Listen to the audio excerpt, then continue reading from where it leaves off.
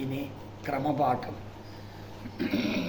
ഓം വായോ യേ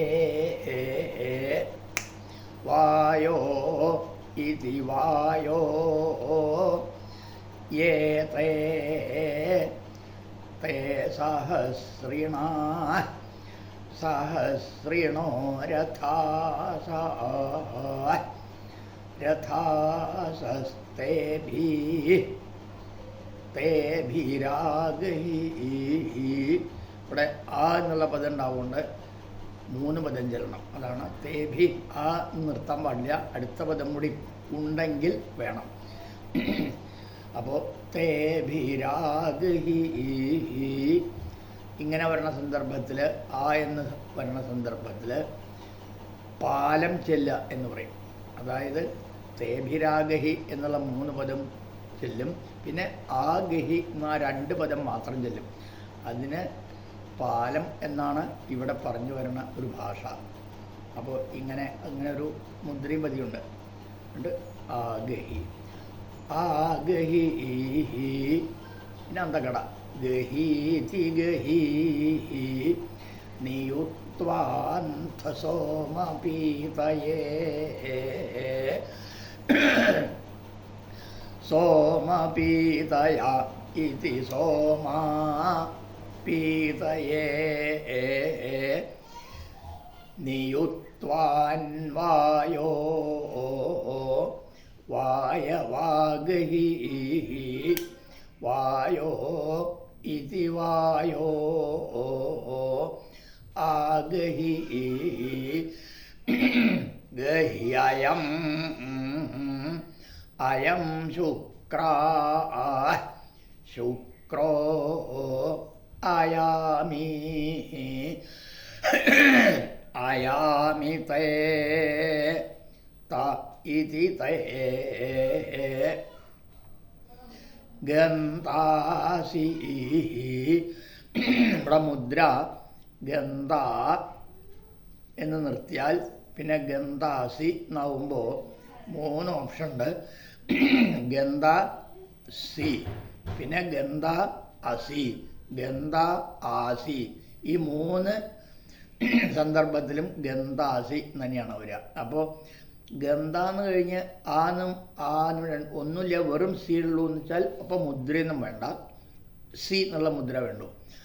ആ എന്നുള്ളതാണ് ഒരു ഹിഡൻ അകാരമുണ്ടെങ്കിൽ ഗന്ധ അസി എന്നാണെങ്കിൽ അതിൻ്റെ മുദ്ര ഇതാ. പിന്നെ ആസി എന്നാണെങ്കിൽ ഇങ്ങനെ ഈ നമ്മൾ ധാരാളം എന്നൊക്കെ പറയുന്നുള്ളൂ. അപ്പോൾ ദീർഘം ഉണ്ടാവുകൊണ്ട് അതാണ്. അപ്പോൾ ഇവിടെ ഗന്ധ അസി ഇങ്ങനെ കാണിക്കണം. ഗന്ധാസി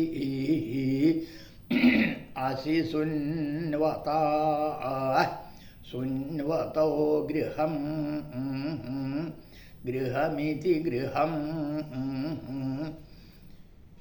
ശുക്രസ്യാദ്യ. ഇവിടെ ശുക്രസ്യാദ്യ എന്ന് വരുമ്പോൾ ശുക്രസ്യ എന്ന് കഴിഞ്ഞാൽ അദ്യാനും ആവാം ആദ്യാനും ആവാം. അപ്പം ഇങ്ങനത്തെ സന്ദർഭങ്ങളിലൊക്കെ ഈ മുദ്ര കാണിക്കണം. അത് ഹിഡൻ അകാരോ ആകാരോ ഒക്കെയുള്ള സന്ദർഭങ്ങളിൽ, അല്ലെങ്കിൽ ഒന്നും കാണിക്കാതിരിക്കുക.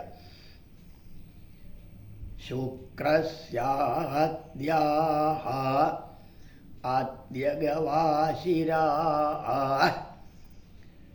ഗവാശിര ഇന്ദ്രവായൂ ഗവാശിര ഇതി ഗോ ആശിരാ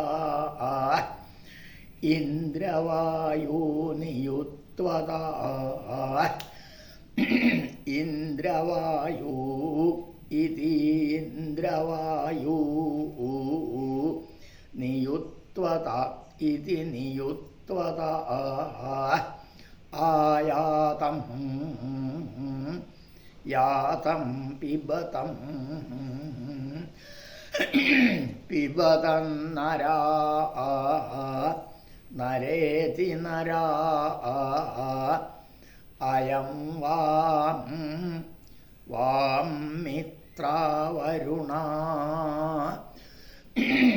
മിത്രാവരുണ സുതാ സുതഃ സോമ സോമ ഋതാവൃധാ. സംഹിതയിൽ ഋതാവൃധാന്ന് ദീർഘമുണ്ട്. അത് ആ താളത്തിന് വേണ്ടിയിട്ടാണ്. ഈ അർത്ഥത്തിന് ഋതവൃധാന്നേ വേണ്ടൂ. അതായത് ഹ്രസ്വീകരണം വരും പദത്തിൽ. അപ്പോൾ അതായത് സംഹിതയിൽ എന്തെങ്കിലും കുറയ്ക്കാൻ, അതിപ്പോൾ സ്വരഭാഗമാണെങ്കിലും വേണ്ടില്ല, വ്യഞ്ജനഭാഗമായി ആണെങ്കിലും വേണ്ടില്ല, കുറയ്ക്കേണ്ട ആവശ്യം വന്നാൽ അതിൻ്റെ മുദ്ര ഇതാണ്, ഹ്രസ്വീകരണം. അപ്പോൾ ഇവിടെ പദത്തിന് അർത്ഥപ്രകാരം ഋതാവൃധ എന്ന് വേണ്ട, ഋതവൃധ എന്നേ ഉള്ളൂ. അപ്പോൾ അങ്ങനെയാണ് ഇത് ഇങ്ങനെ കാണിക്കണം. ഈ അന്തക്കട ചെല്ലുമ്പോൾ അത് ഹ്രസ്വീകരിച്ച് ചെല്ലണം. ഋതവൃധേത്യഋതഃ വൃധാഃ മമേൽ ഇതിഹാഃ ഇഹ ശ്രുതം ശ്രുതം ഹവം ഹവമിതി ഹവം രാജാനാവനഭിദ്രുഹാ അനഭിദ്രുഹാ ധ്രുവേ അനഭിദ്രുഹേത്യനഭിദ്രുഹാ ധ്രുവേ സദസി സദസ്യുത്തമേ ഉത്തമ ഇത്യുൽത്തമേ സഹസ്രസ്ഥൂണ ആസാതേ സഹസ്രസ്ഥൂണ ഇതി സഹസ്രസ്ഥൂണേ ആസാതേ ഇത്യാസാതേ. ഏകാരം കഴിഞ്ഞ് ഈ എന്ന് വരുമ്പോൾ സാമാന്യേന അകാരാണ് ആദേശം. സഹസ്രസ്ഥൂണേ ആ. അപ്പോൾ ന എ ആ ഇതാണ്. അപ്പോൾ ന ആസാതേ, ഏകാരത്തിന് അകാരം വന്നിട്ട്. പക്ഷെ ആസാതേ എന്നുള്ളത് അങ്ങനെയാണെങ്കിലും ആസാദ ഇത്യാസാദ എന്നല്ല. കാരണം ഈദൂതേത് ദ്വിവചനം പ്രഗൃഹ്യം. ഈ ഉ എ ഇതൊക്കെ ഒരു ദ്വിവചനമായിട്ടാണെങ്കിൽ അത് അത്യാവശ്യം വിൽപ്പത്തിയുള്ളവർക്കേ മനസ്സിലാവുള്ളൂ, സിദ്ധരൂപമായിട്ട് പരിചയം. അങ്ങനെയാണെങ്കിൽ പ്രഗൃഹ്യപദവും. അപ്പോൾ പ്രഗൃഹ്യപദമാണ് എന്ന് കാണിക്കാൻ വേണ്ടിയിട്ട് സന്ധി ഇല്ലാതെ വേണം. അതാണ് ആസാതേ ഇത്യാസാതേ. ഇത് പ്രഗൃഹ്യപദമാണെങ്കിൽ അന്തക്കട ആവണമെന്നില്ല, ഇടയ്ക്ക് വന്നാണെങ്കിലും ഒരന്തത്തിൻ്റെ ഇടയ്ക്ക് വന്നതാണെങ്കിലും ഇത് ഈ പ്രഗൃഹ്യ പദങ്ങളാണ്.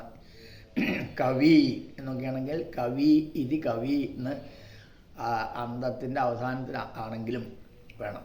അപ്പോൾ ഇവിടെ ഇപ്പോൾ അന്തത്തിൻ്റെ അവസാനം തന്നെയാണ്. അപ്പോൾ ഓട്ടോമാറ്റിക്കലി എന്തായാലും അന്തക്കട വേണം.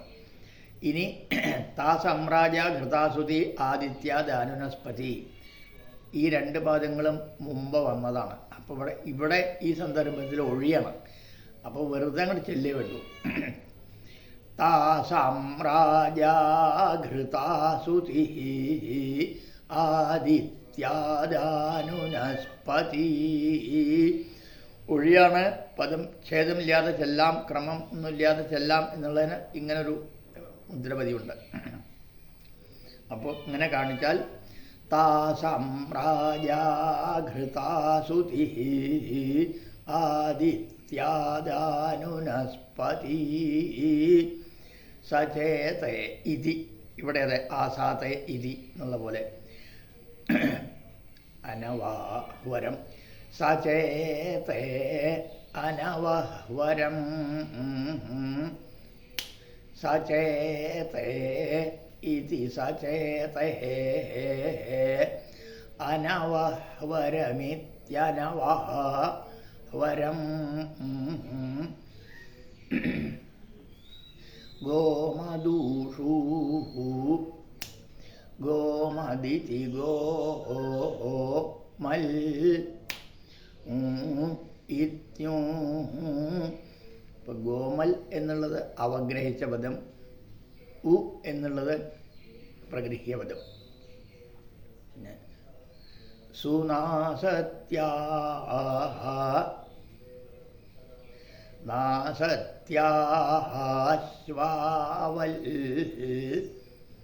അശ്വാവാദ്യാതം.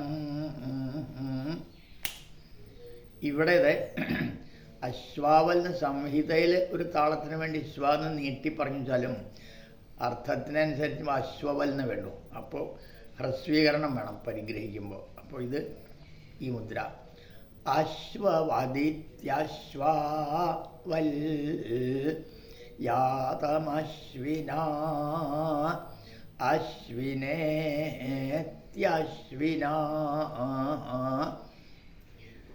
വർത്തിരുദ്രാഃ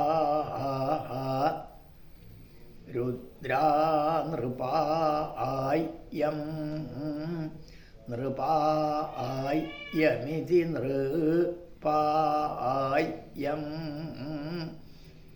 നയൽ യൽ പരാ പരോ നാ. ഇവിടെയും അന്തര നോ അന്തര ആന്തര നോ മുദ്ര കൊണ്ട് ക്ലിയർ ആക്കണം. അപ്പോൾ ശരിക്കും അവസാനം അന്തര എന്നിങ്ങനെയാണ് ഈ ഹ്രസ്വ വിസർഗം കമത്തിയിട്ടാണ് വരിക. അപ്പോൾ അതിൻ്റെ ആന്ന് ഉണ്ടെന്ന് കാണിക്കാൻ വേണ്ടിയിട്ടുള്ള ഈ മുദ്ര അതിനൊരു കോൺട്രാസ്റ്റിന് വേണ്ടിയിട്ട് ഈ കമത്തിയതിന് പകരം ഇങ്ങനെ മലത്തിയിട്ട് കാണിക്കാറുണ്ട് അന്തര. അപ്പോൾ അന്തര നാന്തര അന്തര ആദധർഷൽ വൃഷൻ വസു ഇതി വൃഷൻ വൃഷൻ വസു ഇതി വൃഷൻ വസു എന്നാണ് കാണിച്ചത്. ദധർഷൽ വൃഷൻ വസു ഇതി വൃഷൻ വസു ആദധർഷദ് വൃഷൻ വസു ആദധർഷദിത്യാ ദധർഷൽ വൃഷൻ വസു ഇതി വൃഷൻ വസു ദുശംസോ മർത്യാ ദുശംസ ഇതി ദുശംസാ മർത്യോ രിപൂ രിപുരിതി രിപൂ താനാ ന ആവോളം പാലം ആവോളം വോളമശ്വിനാ അശ്വിനാരയിം രയിം പിശങ്കസദൃശം പിശങ്കസദൃശമിതി പിശങ്കാ സദൃശം. ഇവിടെ രയിം പിശങ്കസദൃശം എന്ന് ചൊല്ലിക്കഴിയുമ്പോൾ ചുണ്ട് കൂടിക്കൊണ്ടായിരിക്കുന്നത്. പിന്നത്തെ പിശങ്കസദൃശം ഇത് പിശങ്കസദൃശം എന്ന് വരുമ്പോൾ പി എന്നാകുമ്പോഴും ചുണ്ട് കൂടണം.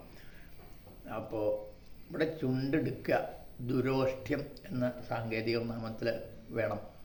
അതായത് പിശങ്കസദൃശം എന്ന് പറഞ്ഞാൽ ആ ചുണ്ടുകൂട്ടിലുകൊണ്ട് തന്നെ പിന്നത്തെ അത് പോരാന്നാണ്. അപ്പോൾ അത് രണ്ടും ഒന്നാണ് ആവുന്നതാണ്.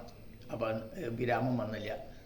അതുകൊണ്ട് രയിം പിശങ്കസദൃശം ചൊല്ലി കഴിഞ്ഞാൽ വായൊന്ന് വളക്കണം ചെറുതായിട്ടെങ്കിലും, എന്നിട്ടേ പിശങ്കസദൃശം എന്ന് തുടങ്ങാൻ പറ്റുള്ളൂ. അപ്പോൾ ഒന്നും കൂടിയും പറയാം. രയിം പിശങ്കസദൃശം പിശങ്കസദൃശമിതി പിശങ്കാ സദൃശം. ഇതേപോലെ എല്ലാ സന്ദർഭത്തിലും ഇതാവശ്യമാണ്. ധിഷ്ണ്യാ വരിവോ വിദം വരിവോ വിദമിതി വരിവാ വിദം ഇന്ദ്രോ അംഗാ അംഗമഹൽ മഹത് ഭയം ഇവിടെയും വായ ചെറുതായിട്ടൊന്ന് വളക്കണം. മഹത് ഭയം ഭയമഭീ ഇവിടെ അഭീഷൽ എന്നാണ്. അപ്പോൾ പദം സൽ എന്നാണ്. അപ്പോൾ അക്ഷരം മാറും. അക്ഷരം മാറാനുള്ളൊരു മുദ്രയാണ് ഇത്. അപ്പോൾ ഇവിടെയും ആ കോൺട്രാസ്റ്റിന് വേണ്ടിയിട്ട് സൽ തകാരം ഹ്രസ്വമാണ്. ഹ്രസ്വതകാരത്തിന് ഇങ്ങനെയും ദീർഘതകാരത്തിന് ഇങ്ങനെയും അങ്ങനെ സാധാരണ പറയുക. അപ്പോൾ തൽന്നിങ്ങനെ താൽ എന്നാണ് വെച്ചാൽ ഇങ്ങനെ. അപ്പോൾ ഇത് മലർത്തിയിട്ടാണ്. അപ്പോൾ അതിൻ്റെ മുമ്പത്തെ ഈ അക്ഷരവികാരം, അതായത് അക്ഷരം മാറ്റത്തിനുള്ള മുദ്ര ഇങ്ങനെ വേണ്ട, ഇങ്ങനെയാൽ മതി. അപ്പോൾ ഇങ്ങനെയൊക്കെയാൽ കോൺട്രാസ്റ്റ് ആവും. അപ്പോൾ ഭയമഭീഹി അഭീഷൽ സദപാ അപചുച്യവൽ ചുച്യവദിതി ചുച്യവൽ സഹി ഹി സ്ഥിരാ സ്ഥിരോ വിചർഷണീ വിചർഷ. ഇത് അക്ഷരവികാരത്തിനും പിന്നെ ഈ രേഫം ഈ സന്ധിയിലെ ര എന്ന് വരണതിലും ഇതുണ്ട്, പതിവുണ്ട്. അപ്പോൾ വിചർഷണി രീതിയാണല്ലോ, അതുകൊണ്ട് ഇത് വിചർഷണി രീതി വിഹി ചർഷണീ വിരാമസ്ഥാവൽ